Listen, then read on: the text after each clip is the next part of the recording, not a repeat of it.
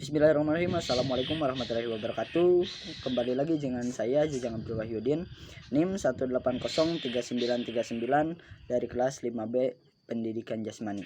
Langsung saja untuk pemaparan presentasi kali ini. Yang pertama adalah keracunan.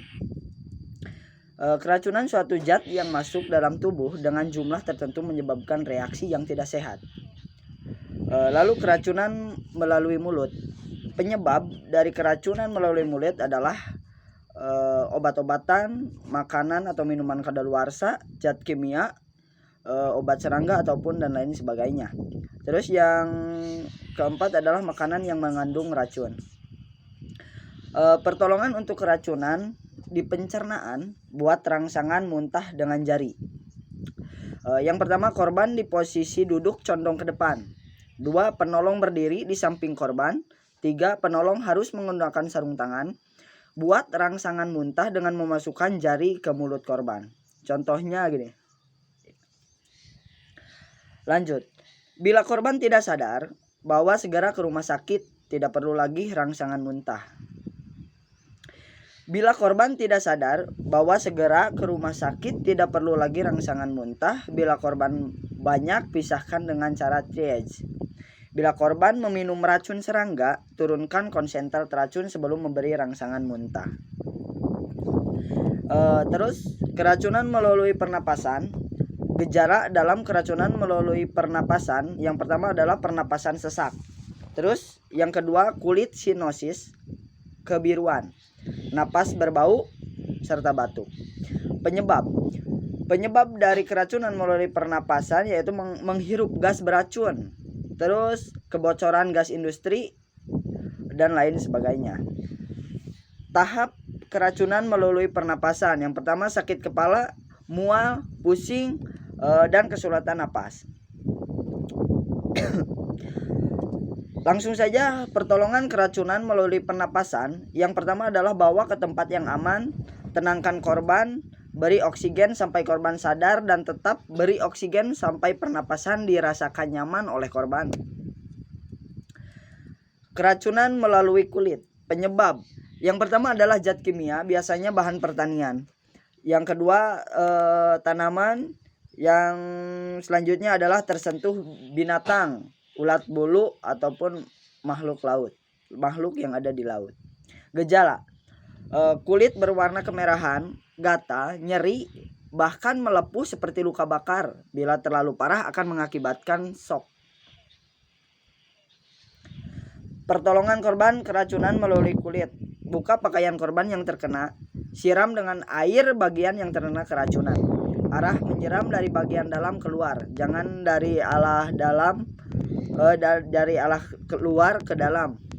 Bawa ke rumah sakit untuk pengobatan lebih lanjut. Pertolongan luka gigitan binatang. Yang pertama adalah gigitan serangga. Gejala jika racun dari sengatan serangga itu menjalar adalah urat menjadi kejang, kepala pusing, demam, berkeringat dingin, sesak napas, disertai muntah. Penanganan.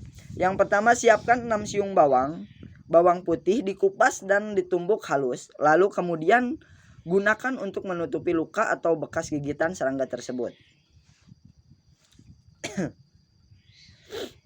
Terus tomcat dikenal mengandung racun jenis peaderin yang dapat menyebabkan kulit mengalami iritasi atau melepuh seperti herpes.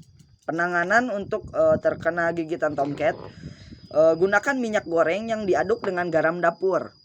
Minyak goreng lalu aduk dengan garam dapur. Ini adalah penawar racun apabila digigit tomcat. Bagaimana jika terkena pacet atau lintah? Tuangkan alkohol atau bisa juga diolesi garam terutama di bagian mulut lintah. Setelah lintah lepas, bersihkan luka menggunakan antiseptik dan tekan sebagai pendarahan berhenti. Selanjutnya adalah disebabkan oleh gigitan ular. Tanda dan gejala apabila digigit dengan ular. Yang pertama, bekas gigitan. Yang kedua, sakit yang hebat. Dan yang ketiga adalah merah sekitar luka. Penting untuk kita ketahui, sebelum menyerang tubuh ular akan membentuk huruf S. Jadi kalau posisi ular yang mau menyerang kita, dia akan merubah badannya dengan kayak huruf S gitu. Terus kenali jenis gigitan ular berbisa. Hal yang terpenting dalam penanganan pada gigitan ular berbisa adalah kita mengenali dahulu jenis ular berbisa dan tipe gigitannya. Dengan demikian kita bisa tahu apakah gigitan ular kita alami ini berbahaya atau tidak. Selanjutnya kita bisa melakukan langkah yang dapat terhadap gigitan ular tersebut. Adapun jenis ular berbisa adalah ular berbisa. Kita lihat dulu dengan gigitan ular berbisa. Terus ular tidak berbisa sama. Lihat dulu gigitan ular tidak berbisa itu bentuknya bagaimana. Ular dengan berbisa rendah, bentuk kepalanya opal. Opal itu adalah bulat telur. Gerakannya agresif, cepat dan takut pada musuh. Membunuh mangsanya dengan membelit, beraktivitas pada siang hari atau diurnal.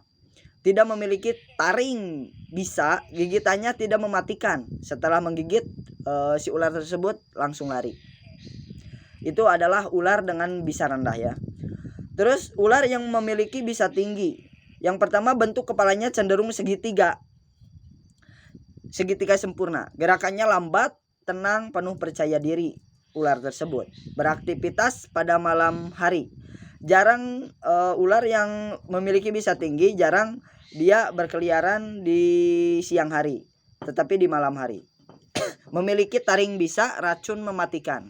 Setelah menggigit masih tinggal di tempat. Biasanya gigitan ular berbisa gigitannya adalah 2 titik. Yang berbisa itu adalah ada lubang 2 titik bekas taringnya.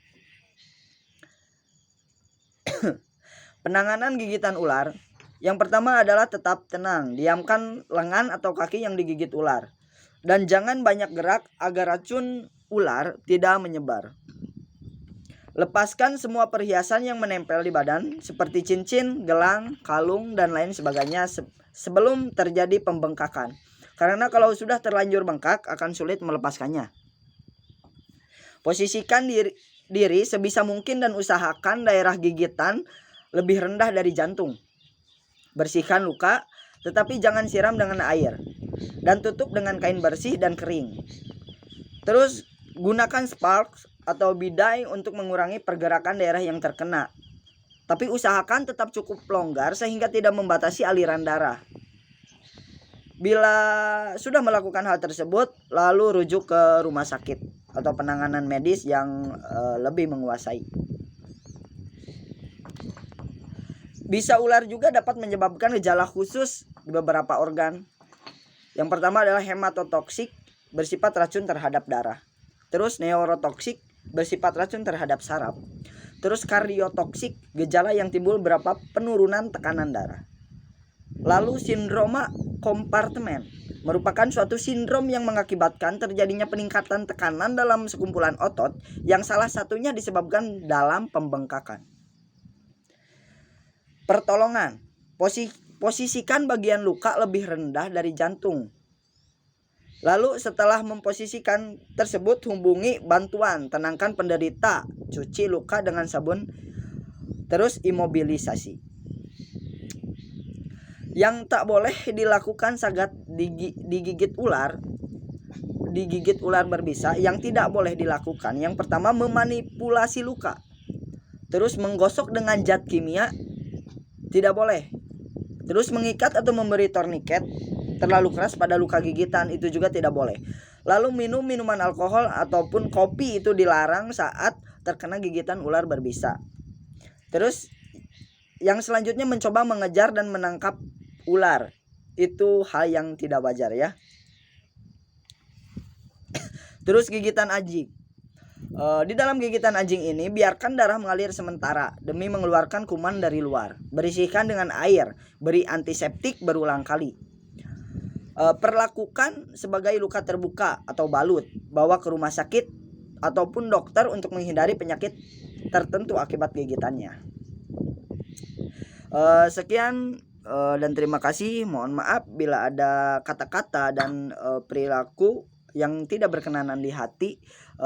Saya juga masih tahap proses belajar gitu. Sekian dan terima kasih. Billahi taufiq wal hidayah. Wassalamualaikum warahmatullahi wabarakatuh.